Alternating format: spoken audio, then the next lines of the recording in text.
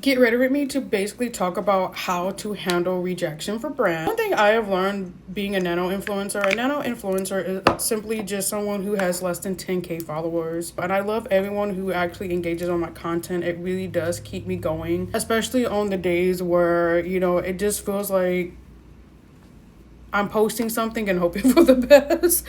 Concealer, the Keep Me Covered essence. So the first thing to remember is brands, they get a lot of pitches every day. And it's nothing personal when you get rejected. Does it hurt? Yes, it does. But I also see it from the brand's point of view, because here's the thing.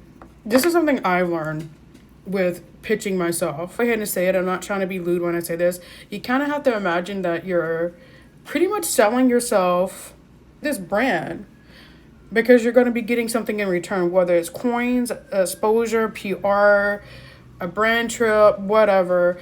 You're going to be getting something in return from this brand. So you have to sell yourself.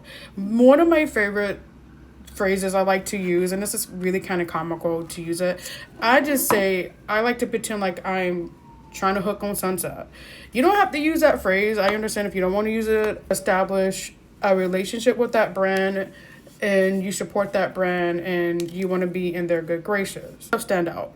You have to pitch to the brand with the intention, I want from you, and this is what I can do for you. Convinced that you're going to be worth the investment. At the end of the day, it is a business, and who they decide to align with and who they decide to want to promote them, it is a business decision. Brands I pitch to, 9 times out of 10, I get rejection. Tips on how to handle rejection, because I think this is very important to talk about.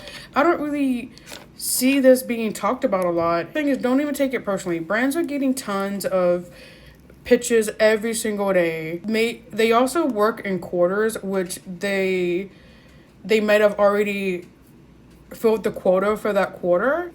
Just handle it well. Just tell them, thank you so much for reading my email. It means a lot to me that you took time out of your day to read my email and give me a response.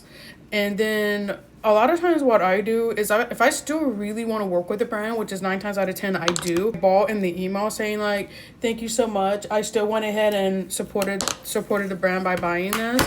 And then that way they're seeing that you still supporting the brand. You didn't get bratty in the response, come off entitled, well, you're going to regret. No, they're not going to regret not working with you, because other influencers and content creators they can work with. So being ungrateful is never going to get you anywhere with a brand. Did by a brand, but I still supported the business, and literally like a couple of months later, they